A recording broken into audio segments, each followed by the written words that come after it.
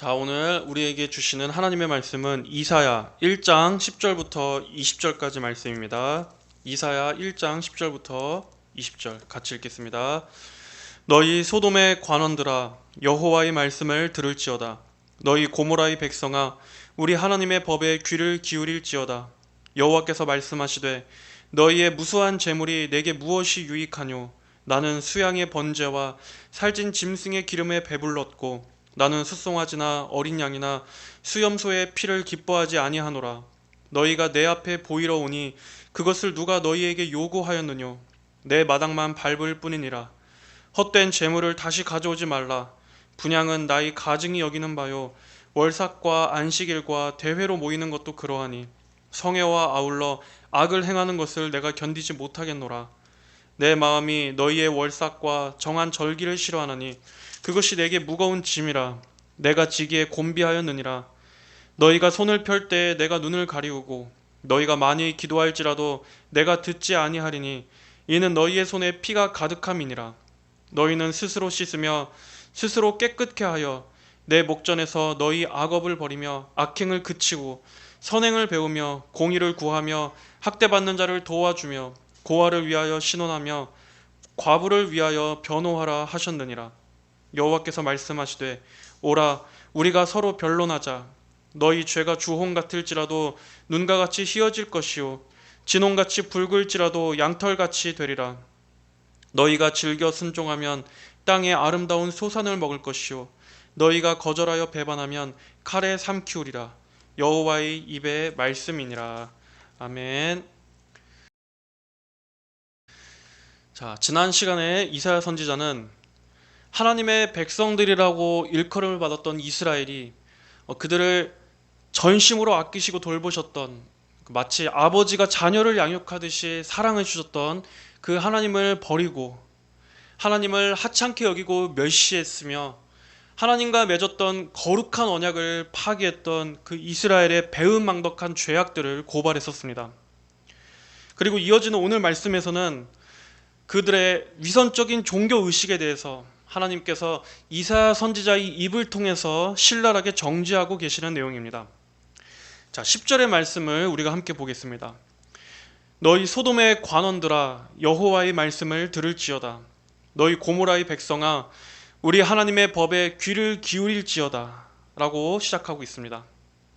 하나님께서는 지금 하나님의 선민이라고 하는 이 이스라엘에 대해서, 정확히 말하자면 남유다죠, 이 남유다를 향해 소돔의 관원들아, 고모라의 백성아 라고 부르고 계십니다.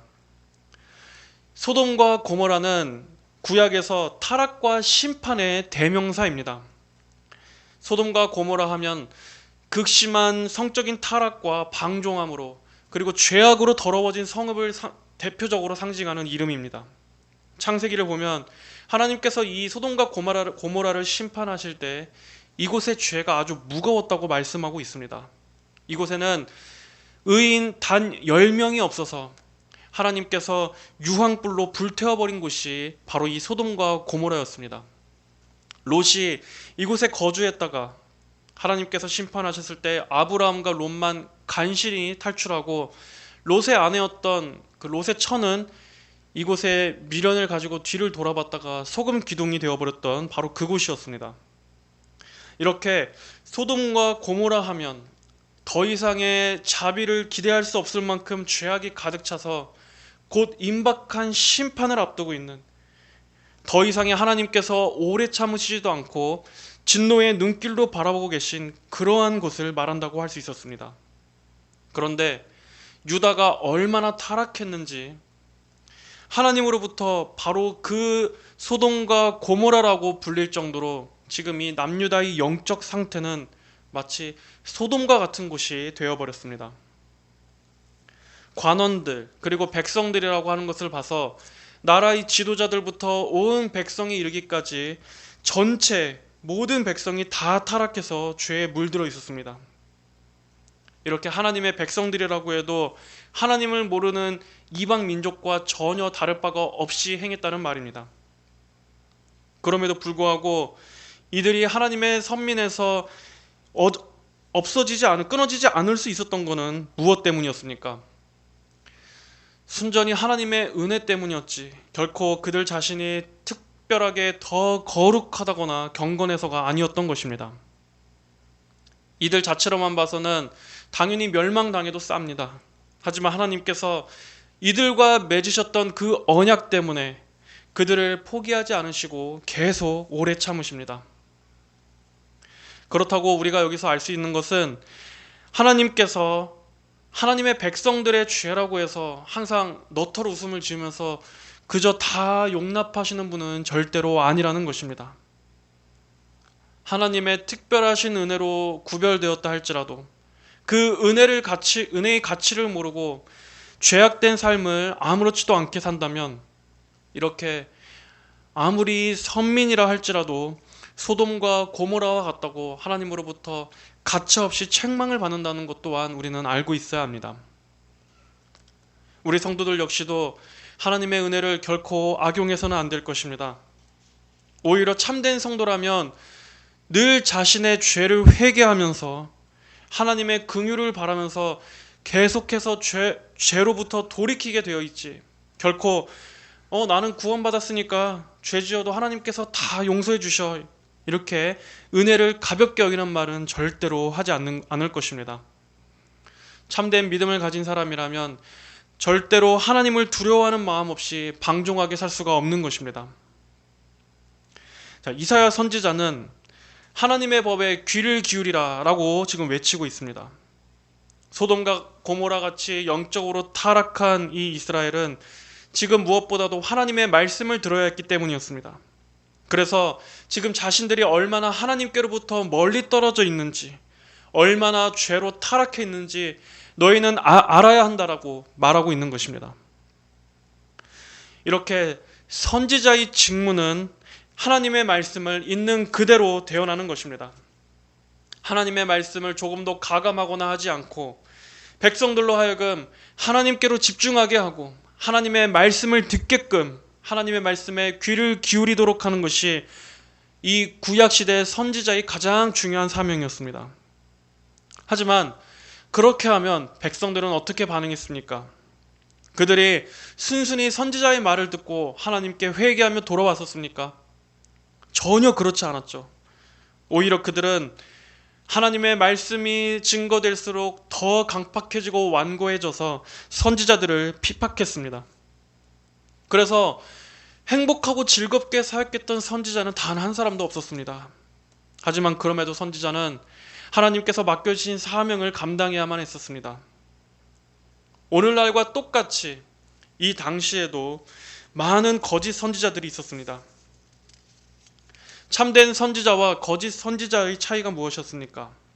거짓 선지자는 하나님을 증거하지 않고 사람들을 하나님의 말씀 앞으로 인도하지 않고 자기 안에서 나온 메시지들로 사람들을 이끄는 것이 특징입니다.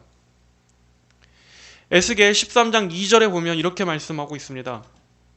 인자야, 너는 이스라엘에 예언하는 선지자를 쳐서 예언하되 자기 마음에서 나는 대로 예언하는 자에게 말하기를 너희는 여호와의 말씀을 들으라.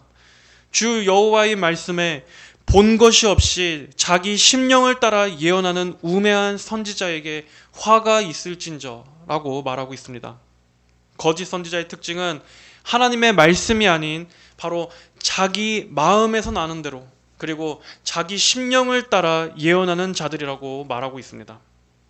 그리고 에스겔 13장 6절에 보면 여호와께서 말씀하셨다고 하는 자들이 허탄한 것과 거짓된 점괘를 보며 사람으로 그 말이 굳게 이루기를 바라게 하거니와 여호와가 보낸 자가 아니라 라고 말씀합니다.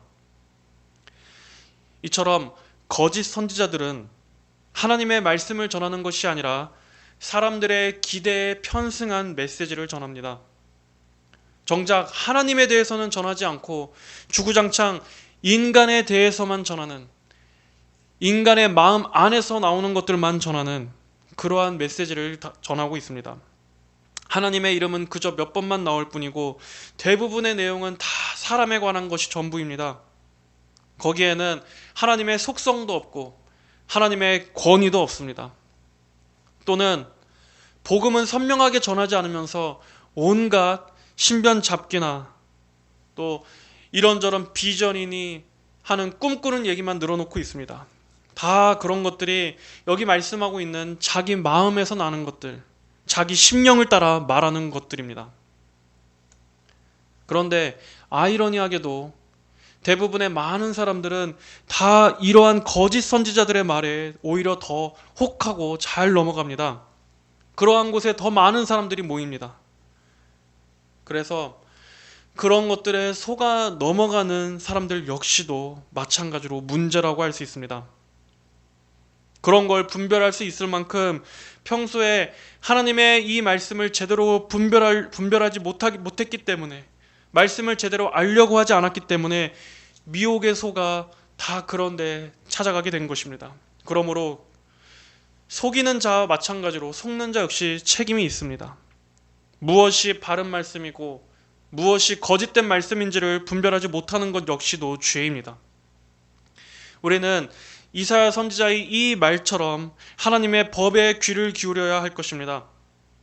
하나님께서 무엇을 말씀하시는가에 귀를 기울이고 내 생각과 내 뜻이 아니라 하나님의 말씀이 교훈하는 바에 내 생각을 복종시키고 하나님의 말씀에 내 생각을 맞춰야 하는 것입니다. 이렇게 우리는 행위의 순종만이 아니라 하나님을 아는 지식에 있어서도 나의 주관적인 고집이 아닌 이 성경의 교훈에 나의 생각과 이해를 복종하는 것 역시도 성경에서 요구하는 순종, 참된 복종이라는 것을 알아야 할 것입니다. 그리고 또 여기서 이사야 선지자는 하나님의 법이라고 말하고 있습니다. 우리 하나님의 법에 귀를 기울일지어다. 하나님의 법은 1차적으로 율법을 말하는 것입니다. 그리고 더 넓게 확장하자면 하나님의 말씀 전체를 말하는 것입니다. 이러한 하나님의 법에 순종할 때 그것이 곧 의이고 이 법에 불순종하는 것이 불이고 죄입니다. 그렇다면 우리는 하나님의 말씀을 그저 단순히 내가 위로를 받기 위해서 펼쳐드는 그러한 것으로 여겨서는 안 될 것입니다. 하나님의 말씀은 법이고 진리라는 관점으로 읽어야 합니다. 그저 몇몇 구절만이 아니라 하나님께서 말씀하시는 이 성경의 모든 말씀이 다 하나님의 뜻이고 법인 것입니다.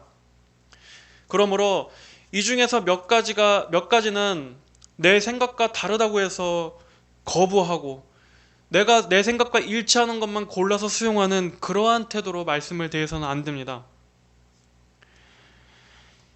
이사야 선지자는 사람들이 좋아하든 싫어하든 사람들이 받아들이든 받아들이지 않든 간에 하나님의 법을 있는 그대로 다 증거합니다. 사람이 이 하나님의 법 앞에 가져야 할 태도는 귀를 기울여서 청종하고 말씀에 순종하는 것뿐입니다. 오늘날에는 이러한 것들이 다 사라져버리고 설교자나 회중이나 다 같이 이 하나님의 법을 놓고 하나님의 법 앞에 듣고 순종하는 것이 아니라 이 말씀을 그저 같이 나누는 것이 되어버렸습니다. 설교자들도 강단에서 뭐라고 말합니까? 하나님의 이 법을 놓고 오늘은 우리가 이 말씀을 좀 함께 나눠봤으면 좋겠습니다. 나누기를 원합니다. 이렇게들 말하고 있습니다. 하지만 하나님의 말씀은 나누는 것이 아니라 선포입니다. 그저 권유나 나눔이나 하나님의 법을 놓고 서로 상호 대화하는 것이 아니라 우리는 이 하나님의 명령 앞에 순종해야 하는 것입니다. 그러므로 말씀을 전하는 자는 이 하나님의 법을 하나님의 권위로 하나님의 이름으로 선포해야 할 의무가 있습니다. 듣는 이들 역시도 한 사람의 개인적인 말이 아니라 이 강단에서 선포되는 말은 하나님의 명령과 법으로서 듣고 따라야 하는 것입니다. 이렇게 말씀에 대한 이러한 태도가 다 사라졌기 때문에 오늘날 강단의 권위가 사라진 것입니다. 자, 이사야 선지자는 소돔과 고모라처럼 타락한 남유다의 모든 백성들을 향해서 하나님의 법을 들으라 라고 지금 부르고 있습니다. 그리고 이어지는 11절부터는 이스라엘이 하나님 앞에 얼마나 가증한 예배를 드리고 있었는지를 지적하며 지적하며 시작하고 있습니다. 11절 말씀에 여호와께서 말씀하시되 너희의 무수한 재물이 내게 무엇이 유익하뇨? 나는 수양의 번제와 살찐 짐승의 기름에 배불렀고 나는 숫송아지나 어린 양이나 수염소의 피를 기뻐하지 아니하노라. 너희가 내 앞에 보이러 오니 그것을 누가 너희에게 요구하였느뇨? 내 마당만 밟을 뿐이니라. 이렇게 이 말씀을 봤을 때 이스라엘은 지금 겉으로는 하나님 앞에 형식적인 제사는 드리고 있었습니다. 여기 무수한 제물, 또 수양의 번제, 제물들의 피, 이러한 것들로 봐서 그들은 하나님 앞에 어떤 절기나 또 매번 제사 때마다 규칙적으로 종교적인 의무는 다하고 있었다는 것을 알 수 있습니다. 하지만 이들의 제사에 대해서 하나님께서는 어떻게 답하시고 계십니까? 너희의 무수한 재물이 내게는 전혀 무익하고 너희의 재물 역시도 나는 전혀 기쁘지 않다 라고 지금 하나님께서 강한 불쾌감을 드러내고 계신 것입니다. 그리고 13절을 보면 헛된 재물을 가져오지 말라. 분향은 나의 가증이 여기는 바요. 월삭과 안식일과 대회로 모이는 것도 그러하니 성회와 아울러 악을 행하는 것을 내가 견디지 못하겠노라. 내 마음이 너희의 월삭과 정한 절기를 싫어하나니 그것이 내게 무거운 짐이라 내가 지기에 곤비하다 라고까지 하나님께서는 말씀하고 계십니다. 자기 백성이 하나님 앞에 제사를 드리러 나오는데도 이렇게 하나님께서 극도의 불쾌감을 표하고 계신 이유는 무엇입니까? 이들은 자기들이 하나님의 선민이라는 그 안일한 생각에 빠져서 실제 생활에서는 전혀 하나님의 백성다운 거룩함이 없으면서도 하나님의 율법에 순종함이 없으면서도 그저 겉으로 보이는 이 종교적인 의무만 다하면 하나님께서 그들의 제사를 받아주실 거라고 생각했기 때문이었습니다. 그럼에도 하나님께서 전혀 모르실 것처럼 이렇게 형식적인 제사만 드린다면 마치 하나님께서 죽은 우상처럼 아무 말도 못하실 것처럼 그렇게 하나님을 생각하며 나오고 있는 것입니다. 우상은 아무리 그 신이 분노한다 할지라도 그 우상 앞에 그저 제사만 드리면, 비싼 제물만 드린다면 그 우상의 진노가 다 누그러진다고 당시의 사람들을 생각했었습니다. 제사를 드리는 자가 어떤 삶을 살든 실제로는 아주 불경건하고 속된 말로 아주 개판으로 삶을 산다고 할지라도 비싸고 정성 들인 제물만 갖다가 바쳐 놓는다면 그 우상신을 달랠 수 있다고 생각했었습니다. 마치 그것처럼 지금 이들은 하나님을 그 우상처럼 생각하고 나오고 있었던 것입니다. 그만큼 난유다의 신앙이 이렇게까지 타락했었습니다. 이처럼 우리가 하나님이 어떠한 분이신지를 바르게 알지 못한다면 하나님 앞에 나아갈 때 마치 하나님을 우상처럼 생각하고 하나님을 대하게 됩니다. 하나님께서 제사 제도를 정하신 근본적인 이유는 무엇이었습니까? 하나님께서 무슨 넘치는 재물이 필요하셔서입니까? 하나님이 무슨 예물이 필요하셔서입니까? 하나님께는 그런 것이 아무런 필요가 없으십니다. 아니, 하나님께서 온 우주 만물의 다 주인이신데, 온 땅이 하나님의 것인데 하나님께 부족한 것이 무엇이 있겠습니까? 마치 인간에게 어떠한 체험을 받아야만 하나님의 필요가 채워지고 하는 그런 게 하나님께 어디 있으시겠습니까? 그럼에도 하나님께서 제사 제도를 정하신 것은 어떠한 이유에서였습니까? 바로 사람이 하나님 앞에 나아오는 방법에 대해서 알려주시기 위한 것이었습니다. 죄의 대가는 반드시 죽음이 따르는 것이었기 때문에, 피 흘림이 없이는 죄사함이 없기 때문에 하나님께 나올 때는 이러한 제물의 희생을 통해서만, 제물의 피를 통해서만 나올 수 있다는 것을 1차적으로 가르쳐 주시기 위한 것이었습니다. 그리고 더 나아가서 궁극적으로 하나님의 백성들은 죄를 미워하고 하나님의 백성, 거룩하신 하나님의 백성답게 순결하고 거룩한 삶을 살아야 한다는 것을 가르쳐 주시기 위해서였습니다. 이렇게 제사의 최종적인 목적은 하나님의 백성들의 거룩하고 순종적인 삶, 그리고 하나님의 백성으로서의 구별된 삶을 살도록 하는 것이 제사의 목적이었습니다. 그런데 이스라엘 백성들은 이 본질적인 것은 다 망각해버리고 그저 제사만 드리면 자기 할 거는 다 했다는 식으로 이렇게 입으로는 하나님을 믿는다고 하면서도 실제 삶에서는 죄악된 삶을 살고 실제 삶에서는 하나님이 아닌 다른 것을 우상으로 버젓이 섬기는 이러한 가증한 일들을 동시에 행하고 있었던 것입니다. 15절을 보니까 이들의 손에는 피가 가득하다고 하나님께서 말씀하십니다. 그리고 또 21절에 보면 살인자들 뿐이라고 하나님께서 책망하십니다. 또 23절에는 방백들은 패역하고 도적과 짝하고 뇌물을 사랑하고 고아와 과부 같은 이 당시 사회의 약자들은 전혀 돌보지 않는다라고 하나님께서 말씀하십니다. 그래서 13절 하반절에 보면 이렇게 성애와 아울러 악을 행하는 것을 내가 견디지 못하겠노라 라고 하나님께서 정죄하신 것입니다.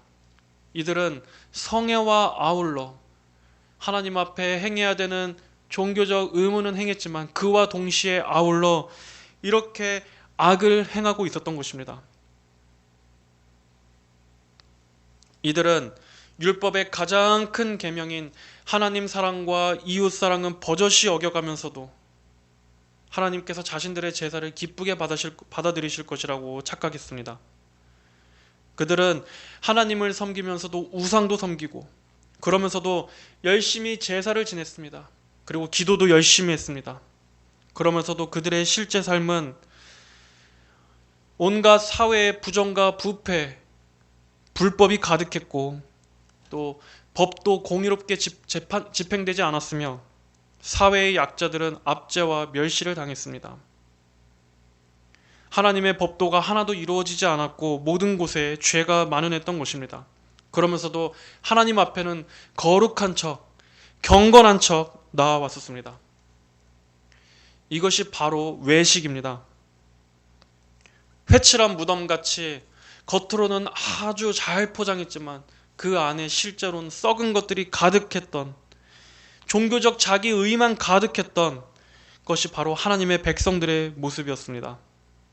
하나님께서 가장 원하시는 것은 무엇인지는 전혀 관심도 없고 알려고도 하지 않았던 이것이 바로 하나님의 선민이라고 하는 자들의 행태였습니다. 여기에 더해서 그들은 제사를 악용했습니다. 실컷 삶 속에서는 마음껏 다 죄를 짓고 하나님 앞에 나와서 제사 한번 드리면 다 깨끗해진 것처럼 이렇게 제사를 자기들의 양심의 가책을 덮는 용도로 악용했던 것입니다.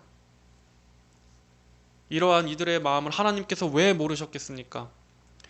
하나님께서는 심장을 살피시며 폐부를 시험하고 각각 그의 행위와 그의 행실대로 보응하는 하나님이라고 성경은 말씀하고 있습니다. 이렇게 하나님께서는 재물도 중요하게 보시지만 그 재물을 드리러 오는 자의 그 마음의 중심까지도 중요하게 여기시는 분이신데 그들은 그저 하나님 앞에 재물만 갖고 나와서 그저 쓱 한번 보이고 그걸로 자기 할 일은 다 했다라고 하는 이러한 뻔뻔한 종교 생활을 했던 것입니다. 그래서 하나님께서는 그러한 그들의 행태를 역겨워하셨습니다. 싫어하셨습니다. 오늘 말씀 12절을 보면 여기 너희가 내 앞에 보이러 오니 그것을 누가 너희에게 요구하였느냐 내 마당만 밟을 뿐이니라 라고 하나님은 말씀하십니다. 여기서 마당만 밟을 뿐이다. 이 말은 원어로 보면 이런 뜻입니다. 너희가 나의 거룩함, 나의 이 마당에 와서 너희는 나의 거룩함을 지금 밟아 뭉개고 짓밟고 유린하고 있다라는 뜻입니다. 여기서 우리는 과연 오늘날 예배를 드리는 우리 자신들의 마음은 어떠한 마음으로 하나님 앞에 나아오고 있는지를 생각해 봐야 할 것입니다. 물론 우리가 하나님 앞에 나옴에 있어서 당연히 오직 예수 그리스도의 공로만을 의지해야 한다는 것을 견지하는 것은 당연한 것입니다. 오늘 이 말씀이 우리가 우리의 행위나 우리 자신의 어떤 거룩함이나 선행을 가지고 하나님 앞에 나와야 한다는 말씀은 절대로 아닙니다. 하지만 그럼에도 한편으로 우리가 잊지 말아야 할 것은 참된 믿음은, 그리고 참된 예배는 하나님께 대한 거룩한 이 삶의 순종의 열매도 맺어야 한다는 것을 우리는 알아야 할 것입니다.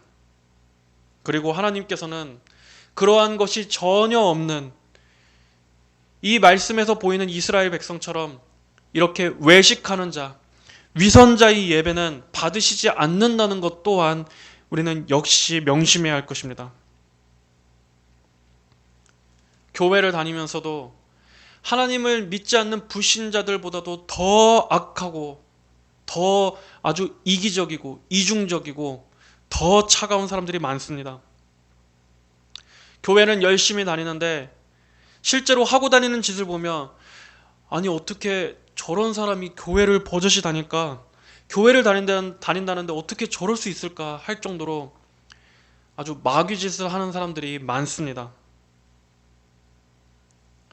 그런 사람들의 실제 삶은, 예를 들면 어떤 사업체를 운영한다고 하면서 온갖 비리와 또 부정을 저지른다거나, 또 항상 뭐만 하면 싸우기를 좋아해서 가는 곳곳마다 주변 사람들과 싸우고 트러블을 일으키고, 또 아주 자기만 악착같이 생각해서 다른 사람에게 해가 되는 것이든 그런 거는 안중에도 없이 뭐 아주 돈을 밝히고 욕심 많고 정말 세상 사람들보다 더 위선적이고 이중적이고 그러한 사람들이 교회 다닌다고 하는 사람들 중에서도 엄청 많습니다.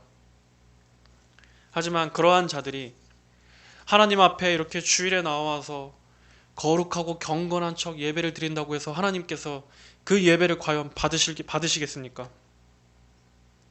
그들이 아무리 교회에서 직분자든 몇십 년 동안 신앙생활을 했다 할지라도 하나님께서 과연 그들의 예배를 받으실까요? 오늘날 이 교회에서는 하나님께서 이 예배를 안 받으신다는 사실에 대해서는 잘 모릅니다. 아니, 우리가 이렇게 다 하나님 앞에 나와서 예배드리고 기도하면 하나님께서 다 들어주시고 받아주시는 거 아닐까요? 이렇게 생각합니다. 하지만 오늘 이 말씀에서와 같이 전혀 그렇지 않습니다. 사람들은 우리 교회가 이렇게 수많은 사람들이 모여서 화려하게 그리고 성대하게 집회를 열고 또 많은 기독교적 이벤트를 준비하고 열광적인 찬양과 설교를 또 주관하고 많은 이들이 하나님의 이름으로 이렇게 거창하게 모이며 하나님께서 그러한 모든 집회들을 다 기뻐하시고 받아들이실 거라고 생각합니다. 우리는 그것으로 서로 자화자찬하면서 우리의 이 큰 규모와 수많은 군중들로 하나님을 찬양하고 예배하는 것을 보라. 우리가 이렇게 많은 것들로 지금 하나님을 기쁘게 예배하고 있다. 이러한 것들에 스스로 취해 있습니다. 하지만 과연 우리가 이렇게 하나님 앞에 이러한 외적으로 성대하게 이벤트를 한다고 해서 하나님께서도 그것을 귀중하게 보실까요? 하나님께서 진정으로 보시는 것은 그러한 외적인 성대함이 아닙니다. 신자 개개인의 거룩과 성결함이 없이, 그리고 참된 진리와 그 진리에 부합되는 행함이 없는 믿음을 가지고 하나님 앞에 예배드린다면 하나님께서는 그러한 예배를 전혀 받지 않으십니다.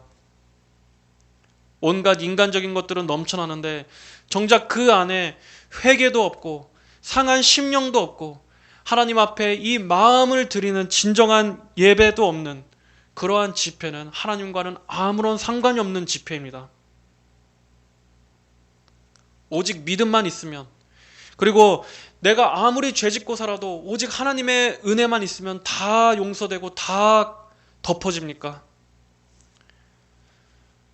실제 삶에서는 불신자들보다도 더 악독하게 살고 더 세속적이고 더 이 세상의 것들에 목말라 함에도 불구하고, 그리고 하나님보다 다른 우상들을 더 악착같이 추구하면서도 하나님께서 그런 자의 예배를 그저 오직 믿음이고 오직 은혜로 다 받아주실 거라고 생각한다면 그것은 하나님을 죽은 우상처럼, 말 못하는 우상처럼 여기는 것입니다. 하나님께서는 그러한 자들이 드리는 예배를 가증히 여기십니다. 싫어하십니다. 거부하십니다. 그리고 오늘 말씀처럼 그것은 하나님의 거룩함을 짓밟고 뭉개고 유린하는 것이라고 말씀하고 계십니다. 물론 우리 모두는 다 죄인입니다. 우리는 그 누구도 자기 자신으로서 하나님 앞에 당당하게 나아갈 수 있는 사람은 단 한 사람도 없습니다. 우리는 예수님의 피 공로가 아니라면 그 누구도 하나님 앞에 나아갈 수가 없는 부정한 존재입니다. 우리 모두는 하루에도 수없이 많은 죄를 짓습니다. 우리의 죄와 허물이 태산같이 쌓여 있는 존재입니다. 하지만 그럼에도 참된 믿음은 그렇기 때문에 우리가 더 하나님 앞에 회개하고 하나님의 긍휼을 구하고 더 예수님을 의지하면서 나아오는 것입니다. 내 안에는 조금의 의도, 조금의 거룩함도 없다는 것을 알기 때문에, 그렇기 때문에 더더욱 하나님의 은혜만을 구할 수밖에 없는 것. 참된 믿음은 이렇게 나오게 되어 있습니다. 하지만 여기서 말씀하고 있는 이 위선적인, 이 외식된 신앙은 회개함이 없이 하나님 앞에 뻔뻔하게 나아가는 것을 지금 지적하고 있는 것입니다. 죄가 있고 없고의 문제가 아니라 자신의 죄로 인해서 하나님 앞에 회개하고 정결하게 씻어주시기를 구하는 그 애통한 마음이 있느냐 없느냐 하는 것을 지금 물으시는 것입니다. 하나님의 은혜고 오직 믿음이면 된다 하는 것은 이럴 때 쓰는 말이 아닙니다. 그러한 것들을 악용하기 때문에 오직 믿음이면 다 된다라고 그 믿음의 교리를 제대로 이해하지 못하기 때문에 오늘날 이 교회가, 기독교가 사회적으로 지탄을 받고 있는 것입니다. 세상 사람들의 눈으로 보기에도 전혀 덕이 안 되고 전혀 변화가 없는 그런 위선적인 기독교인들의 성품 때문에 하나님의 이름이 모독을 받고 교회가, 그 거룩한 교회가 사람들로부터 비난을 받고 있는 것입니다. 여기서 우리가 또 한 가지 생각해 봐야 할 것은 단순히 우리 개인의 어떤 그런 도덕, 우리 개인의 윤리만이 아닙니다. 예를 들어 하나님을 믿는다라고 말하면서 하나님께서 미워하시는 죄들을 용인하고 오히려 그러한 죄들을 사회적으로 확산시키는 그러한 특정 정치 집단, 그러한 정당을 지지하는 것 역시도 이렇게 성애에 아울러 악을 행하는 것에 다 포함되는 것입니다. 하나님이 미워하시는 법안들을 발의하고 인권이란 명분으로 반기독교적인 법들을 만들고 교회를 공격하고 기독교의 해로운 그러한 여론과 문화와 교육들을 퍼뜨리는, 하나님이 없다는 사상 위에 서 있는 그러한 공산주의, 사회주의 좌파 정당을 지지하면서도 하나님 앞에 나와서 하나님을 믿는다느니 예배한다느니 하는 그러한 것은 역겨운 것이고 이중적이고 위선적인 것이라는 것을 알아야 합니다. 하나님께서는 그렇게 믿음과 행함이 일치하지 않는 그런 이중적인 행태를 가증히 여기십니다.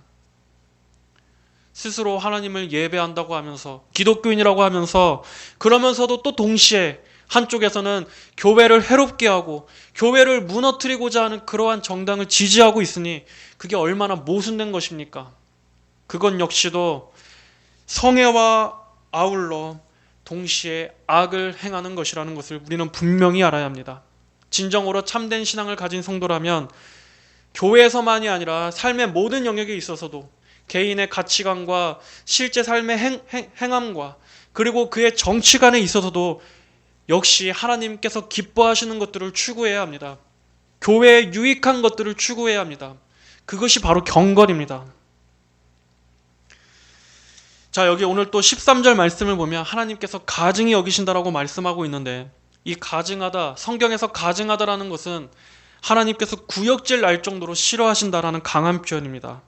이 가증하다라는 단어는 히브리어 원문을 보면 구약에서 동성애나 인신 제사를 하는 자들을 향해서 하나님께서 사용하셨을 정도로 아주 극도로 역겨워하시는 것을 말합니다. 그리고 15절에 그러한 자들을 보면 15절에 보면 그러한 자들의 기도는 하나님께서 듣지 않으신다고까지 말씀하고 계십니다. 위선자들의 예배는 받지도 않으시고 그런 악한 자들의 기도는 듣지도 않으신다는 것을 분명히 말씀하고 있습니다. 너희가 손을 펼 때 내가 눈을 가리우고 너희가 많이 기도할지라도 내가 듣지 아니하리니 이는 너희의 손에 피가 가득함이니라. 그들이 아무리 하늘을 향해 손을 들고 열심히 많이 기도한다 할지라도 그들의 실제 삶이 이렇게 하나님의 말씀과 딴판으로 살고 개판으로 살면 하나님께서는 그러한 자들의 기도를 안 들으신다고 분명히 말씀하는 것입니다. 잠언 15장 8절도 말씀합니다. 악인의 제사는 여호와께서 미워하셔도 정직한 자의 기도는 그가 기뻐하시느니라. 악인의 제사는 여호와께서 미워하신다. 그리고 잠언 28장 9절에서는 사람이 귀를 돌이키고 율법을 듣지 않으면 그의 기도도 가증하니라 라고 말씀하고 있습니다. 이렇게 분명히 성경은 하나님께서 거절하시는 예배, 하나님께서 듣지 않으시는 기도를 분명히 말씀하고 있습니다. 죄가 가득하고 마음에 경외함이 없이 회개함이 없이 나오는 그러한 예배와 그러한 외식하는 자의 기도는 하나님께서 절대로 받지 않으십니다. 이 밖에도 잠언 1장 28절에 그때 너희가 나를 부르리라 그래도 내가 대답치 아니하겠고 부지런히 나를 찾으리라 그래도 나를 만나지 못하리니. 미가 3장 4절에는 그때 그들이 여호와께 부르짖을지라도 응답지 아니하시고 그들의 행위에 악하던 대로 그들 앞에 얼굴을 가리우시리라 라고 말씀하고 있습니다. 이사야 59장 3절에는 이는 너희의 손이 피해 너희 손가락이 죄악에 더러웠으며 너희 입술은 거짓을 말하며 너희 혀는 악독을 말함이라 라고 말씀하고 있습니다. 오늘날 교회에서는 하나님께서 위선자들의 예배는 받지 않으신다라는 이 사실을 차마 말하기를 주저합니다. 하지만 우리는 분명히 이 역시도 하나님의 거룩하신 성품임을 생각하면서 똑같이 중요하게 여겨야 합니다. 자, 그리고 나서 이제 16절부터는 이사야 선지자가 그럼에도 남유다 백성들로 하여금 하나님께 소망을 두고 너희 자신을 개혁하라고 하는 이 회개의 메시지를 전하고 있습니다. 비록 너희의 죄가 그토록 크다 할지라도 그럼에도 하나님께서는 완전히 긍휼을 거두지 않으시고 그럼에도 너희가 회개하기를 원하고 계신다. 그리하면 회복의 기회가 있을 것이다 하고 요청하고 있는 것입니다. 16절 이하에 너희는 스스로 씻으며 스스로 깨끗게 하여 내 목전에서 너희의 악업을 버리고 악행을 그치고 선행을 배우며 공의를 구하며 학대받는 자를 도와주며 고아를 위하여 신원하며 과부를 위하여 변호하라 하셨느니라. 여기서는 먼저 씻는 것이 제일 먼저 강조되고 있습니다. 너희는 스스로 씻으며 스스로 깨끗게 하여. 이렇게 먼저 가장 첫 번째로는 씻겨져야 합니다. 그 마음에서부터 정결해져야 합니다. 참된 회복의 시작은 자기 자신이 씻겨져야 할 더러운 죄인이라는 것을 깊이 인식하는 데서부터 시작됩니다. 너희는 스스로 씻으라, 스스로 깨끗게 하라. 여기서 스스로라고 해서 마치 우리 자신이 우리 스스로를 씻는 것처럼 읽혀질 수 있지만 우리가 교리적으로 봤을 때 어떻게 영적으로 죽어있는 죄인이 자신을 정결하게 할 수 있겠습니까? 만약에 그랬다면 애초에 이러한 지경까지 될 일도 없었을 것입니다. 여기서 스스로 씻으라는 것은 회개하라는 말씀입니다. 자신이 죄로 더럽혀진 존재라는 것을 인정하고 하나님 앞에 회개함으로써 자신을 정결하게 씻어주시기를 구할 때, 그래서 말씀과 성령으로 그 심령에서부터 깨끗하게 됨을 입은 후에 그 다음에 이제 삶의 구체적인 성결함도 같이 이루어지는 것입니다. 여기서는 새롭게 회복시켜 주시는 그 주체가 바로 우리 자신이 아니라 하나님이시라는 것은 그 뒤에 나오는 25절, 26절을 보면 알 수 있습니다. 25절, 26절에 보면 내가 또 나의 손을 내게 돌려 너희 찢기를 온전히 청결하게 하여 버리며 너희 혼잣물을 다 제하여 버리고 내가 너희 사사들을 처음과 같이 너희 모사들을 본래와 같이 회복할 것이라. 여기서 바로 나오는 내가 하나님입니다.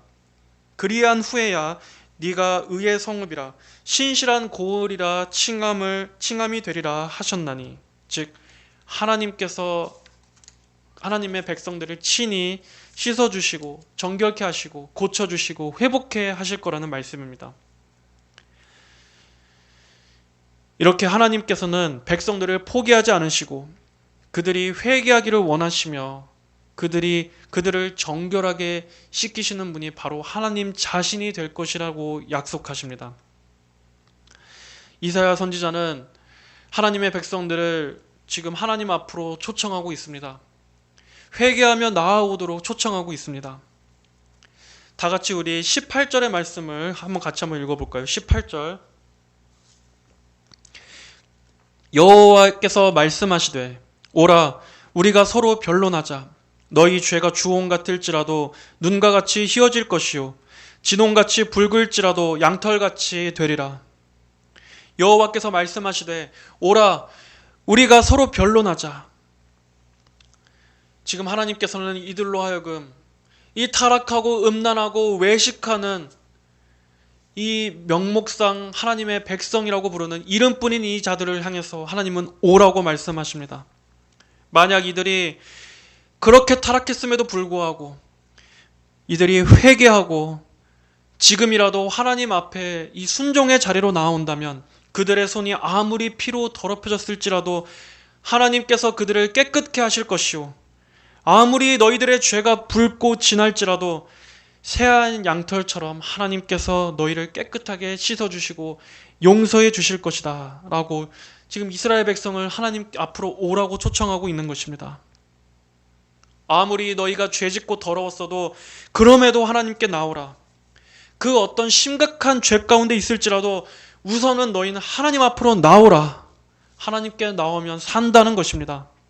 나와서 회개하고 씻김을 구하고 용서를 구하고 새롭게 해주시기를 구한다면 하나님께서 너희를 살게 하실 것이다. 하나님께서 너희를 고쳐주실 것이다. 말씀하는 것입니다. 하나님께서 여기 지금 변론하자고 말씀하십니다. 하나님께서 이 나와서 변론하자라고 말씀하시는 것을 마치 하나님께서 하나하나 따져보고 너희가 지은 그 죄대로 너희 죄값을 아주 치르게 해주겠다. 아주 혼쭐을 내주겠다 하고 말씀하시는 그런 것이 아닙니다. 여기서 변론하자라는 것은 너희의 죄를 같이 우리가 생각해보고 깨달아서 회개하라. 너희 죄를 씻으라 하고 말하는 것입니다. 마귀는 우리의 감각을 이용해서 죄를 짓게 합니다. 하지만 하나님께서는 우리의 감각, 우리의 유욕이 아닌 생각하라고 말씀하시는 분이십니다. 어떠한 죄 가운데 있었는지 서로 따져보고 생각해보고 우리가 함께 변론해보자. 함께 논의해보자. 어떻게 거룩하신 하나님께서 그 높으신 하나님께서 지금 이 죄인과 서로 변론할 수 있겠습니까? 어떻게 하나님과 인간이 서로 변론하고 논의할 수 있겠습니까? 하지만 하나님께서는 그토록이나 우리 사람들에 대해서 참아주시고 기회를 주시는 것입니다. 하나님께서는 하나님의 백성들을 결코 포기하지 않으십니다. 하나님의 사랑은 이처럼 너무나 이해할 수 없을 정도로 깊고 크신 사랑이라 우리의 죄악됨에도 불구하고 하나님께서는 그럼에도 여전히 구원의 소망을 주시고 계십니다. 우리를 계속해서 사는 길로, 생명의 길로, 용서의 길로, 구원의 길로 계속해서 오라 하시고, 계속해서 받아주시고 씻어주시고 새롭게 회복시켜 주실 것이라고 계속해서 사람으로 하여금 살도록 부르시는 것입니다. 우리는 하나님께서 이처럼 거룩하시고 어미하신 분이시면서도 동시에 얼마나 인자하시고 오래 참으시고 용납하시며 죄인들의 멸망을 기뻐하지 않으시는 분이시라는 것을 믿어야 할 것입니다. 자, 마지막 19절 20절 말씀입니다. 너희가 즐겨 순종하면 땅의 아름다운 소산을 먹을 것이요 너희가 거절하여 배반하면 칼에 삼키우리라. 여호와의 입의 말씀이니라. 이 말씀은 언약적 축복과 저주에 관한 말씀입니다. 신명기 28장을 배경으로 하고 있습니다. 이렇게 타락했음에도 불구하고 하나님께서는 하나님과 그분의 백성이 맺은 언약을 그 언약의 기초에서 일관되게 일하십니다. 인간은 이 언약을 하찮게 여겨도 하나님은 결코 언약을 잊지 않으십니다. 하나님 앞에 회개하고 자원하는 심령으로 기꺼이 즐거워하는 마음으로 그들이 하나님 앞에 순종한다면 다시금 하나님과의 사랑의 관계가 회복될 것이며 하나님께서 약속하신 모든 축복들을 다시 받게 될 것입니다. 그러나 만약 그럼에도 이렇게 선명한 축복과 저주가 그들 눈앞에 있음에도 그들이 끝까지 거절한다면 그들은 그 선택을 한 것에 대한 대가를 반드시 겪게 될 것이다 하고 말씀하는 것입니다. 그리고 이것 또한 하나님의 공의입니다. 하나님의 말씀을 즐거이 순종하는 삶을 살면 너희는 땅의 아름다운 소산을 먹을 것이다. 하지만 반대로 그럼에도 하나님께 불순종한다면 그 삶은, 그 마지막은 결국 칼에 먹힐 것이다. 즉 여기서 칼이라는 것은 나중에 그들이 전쟁으로 인해서 적의 침략을 받아 패망하게 될 것이라는 예언입니다. 순종하느냐 불순종하느냐에 대한 이 선택이 땅의 소산을 먹을 것이냐 아니면 칼에게 먹힐 것이냐 하는 결과로 나타나게 됩니다. 바로 이것이 하나님께서 세우신 원리입니다. 순종은 평안과 축복을 가져다주고 반대로 불순종은 재앙과 고통을 가져옵니다. 그러나 이렇게 명확한 두 갈래의 길이 있음에도 불구하고 이 하나님의 백성, 하나님을 아는 지식을 잃어버린 이 우매한 하나님의 백성은 나중에 이 남유다는 결국 이 후자의 선택을 해서 문자 그대로 칼에 삼키워지는 참혹한 결과를 맞이하고 맙니다. 그렇게 회개의 기회를 주셨음에도 이들은 끝까지 귀를 막고 망하는 길을 선택합니다. 자, 이것이 오늘 10절부터 20절까지의 전체 내용이었습니다. 이렇게 오늘 말씀에서 이 유다의 백성들은 하나님을 죽은 우상처럼 여겼습니다. 그렇기 때문에 하나님께서 진정으로 원하시는 것이 무엇인지를 전혀 알지 못했습니다. 그래서 그저 제사만 형식적으로 갖추면, 제물만 드리면 다 되는 줄 알았습니다. 오늘날로 치자면 한 주간 이 세상 속에서 죄 가운데 뒹굴고 한 주간 이 세상 속에서 온갖 하나님을 두려워함 없이 위선적인 죄를 지으며 살다가 주일에 한번 와서 예배드리면 그걸로 다 땡인 것처럼 그런 위선적인 종교 생활을 했던 것입니다. 그 밑바탕에는 하나님을 아는 지식이 없었기 때문입니다. 다 하나님을 몰랐기 때문에, 하나님을 알지 못했기 때문에 하나님이 두렵지 않아서 그런 것입니다. 이처럼 하나님에 대한 바른 지식이 없다면 거기에는 참된 예배도 진정한 회개도 나올 수 없습니다.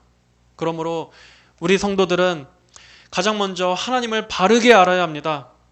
하나님이 어떠한 분이신지를 바르게 알아야 합니다. 그것이 가장 먼저입니다. 하나님을 알아야만 진정으로 하나님을 경외할 수도 있습니다. 하나님을 바르게 아는 것에서부터 참된 회개와 각성이 시작되는 것입니다. 또한 두 번째로 우리는 삶에 있어서도 거룩하기를 힘써야 할 것입니다. 위선적이고 이중적인 우리의 삶들을 회개하고 믿음과 행함이 일치하는 삶을 살 수 있기를, 그러한 은혜를 주시기를 하나님께 구하시기 바랍니다. 회개함이 없이 그저 하나님 앞에 믿음만으로 담대하게 나오는 것은 성경이 말씀하는 참된 믿음이 아닙니다. 야고보서 2장 14절에서도 말씀합니다. 내 형제들아, 만일 사람이 믿음이 있노라 하고 행함이 없으면 무슨 이익이 있으리요? 그 믿음이 능히 자기를 구원하겠느냐? 행함이 없는 믿음은 그 자체로 죽은 것이라 라고 말씀하고 있습니다. 행함이 없는 믿음은 그 자체로 죽은 것입니다. 그것은 믿음이 없는 것입니다. 그러므로 우리는 거짓으로 가장한 가짜 경건이 우리 삶 가운데 있다면, 우리의 마음에 그러한 것들이 있다면 철저히 회개하시고 마음을 살피시는 하나님 앞에 정말 진실한 신자가 되시기를 바랍니다. 그리고 만약 그러지 않는다면 하나님은 그러한 위선자의 그 어떠한 예배도 기도도 받지 않으실 것입니다. 마지막으로, 그럼에도 불구하고 하나님께서는 언제나 회개하며 나아오는 죄인들을 오라고 말씀하시는 분이십니다. 우리가 지금까지 수많은 죄악이 있었음에도 불구하고, 하나님의 자녀답게 살지 못한 많은 죄들이 있었음에도 불구하고, 그럼에도 우리가 하나님 앞에 나아간다면 하나님은 회개하는 죄인들의 심령을 씻어주시고 회복시켜주시는 은혜의 하나님이시라는 것도 우리는 기억해야 합니다. 우리는 하나님의 완전하신 의의 요구를 우리는 온전히 다 완벽하게 순종할 수 없습니다. 그것이 우리입니다. 하지만 그럼에도 우리가 감사할 수 있는 것은 이 모든 것이 우리의 행위로 되어지는 것이 아니라 하나님의 은혜가 주체가 돼서 우리를 인도해 주신다는 것입니다. 만약 우리가 우리 자신의 행위와 내 안에 있는 이러한 거룩함으로 하나님께서 원하시는 의를 이루어야 한다면 그 누가 살아남을 수 있겠습니까? 하지만 회개하는 죄인에게는 소망이 있습니다. 자비로운 하나님께서 원하시는 것은 무엇입니까? 하나님을 의지하는 것입니다. 의로운 삶도, 거룩하고 경건한 삶도, 하나님의 뜻에 온전히 순종하는 삶도 우리의 의지로는 불가능하니 오직 선하신 하나님만 의지하며 그분을 경외하며 살라는 것입니다.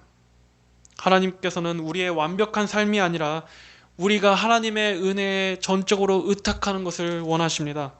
그리고 그것이 참된 거룩이고 경건입니다. 성도 여러분, 하나님을 의지하시고 하나님의 은혜와 긍휼을 바라보십시오. 우리 자신의 부패하고 우리 자신의 무력함을 겸손히 인정하고 참된 재물, 예수 그리스도의 그 완전하신 십자가 공로만을 의지하면서 그 죄인된 심령으로 예수님의 피 공로에 기대는 그러한 겸손한 심령으로 나아올 때 하나님께서는 받아주십니다. 우리를 그리스도 안에서 용납해 주시고 우리를 용서해 주십니다.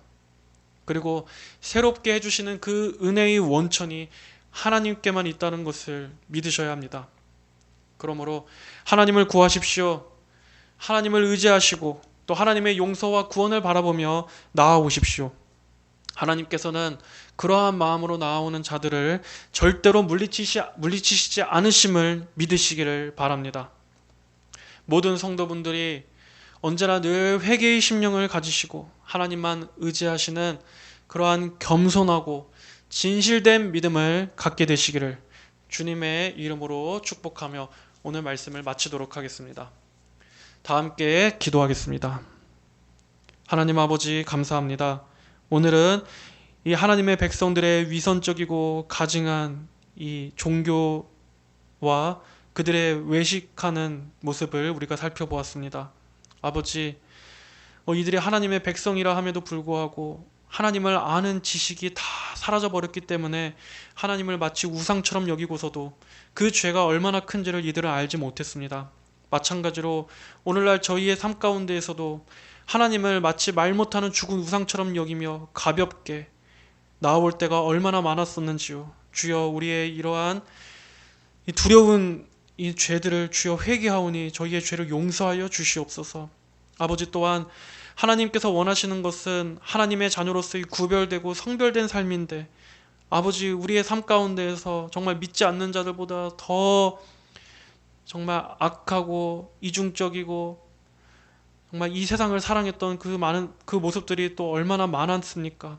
아버지, 우리의 이러한 거룩을 가장한 이러한 위선적인 죄악들 또한 회개합니다. 아버지, 그럼에도 불구하고 하나님께서는 지금이라도 오라고 말씀하시고 하나님 앞에 나오면 살 수 있다고 말씀하시는 은혜의 하나님이심을 믿습니다. 아버지, 우리가 이러한 행함이 없는 믿음을 다 버리고 정말 믿음과 함께 행함의 열매도 따르는 그러한 정말 복음에 합당한 삶을 살아가는 주의 참된 자녀들이 될 수 있도록 주여 은혜를 베풀어 주시옵소서. 하나님의 은혜로 저희를 변화시켜 주시옵소서. 그리하여 하나님께 드리는 예배가 정말 참된 예배가 될 수 있도록 우리가 삶으로서도 우리의 몸을 하나님께서 기뻐하시는 거룩한 산 제사로 드리는 그러한 영적 예배를 드리는 자들이 다 되게 하여 주시옵소서. 감사드리며 살아계신 우리 주 예수님의 이름으로 기도하였습니다. 아멘.